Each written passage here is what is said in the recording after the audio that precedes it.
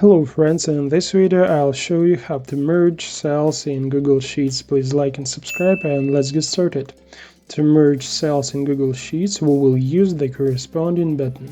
This method is suitable for the initial construction of the table when there is no data in the table yet. Okay, select the cells that we need to merge, then go to the Format tab and click Merge Cells or use the same button on the ribbon.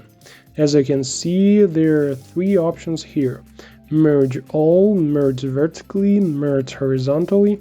In the first case, you will get one large cell, in the second several columns, and in the third several rows. Let's merge the cells horizontally. Select the appropriate option and read the warning.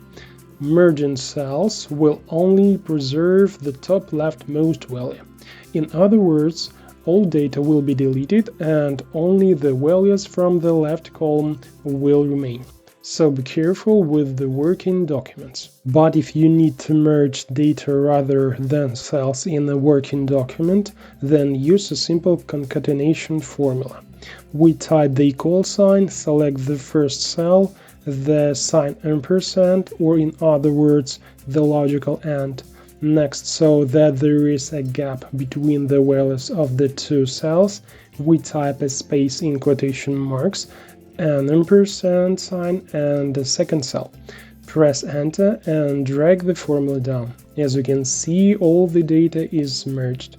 This trick can be done with any number of cells. And that's it. Now you know a little more.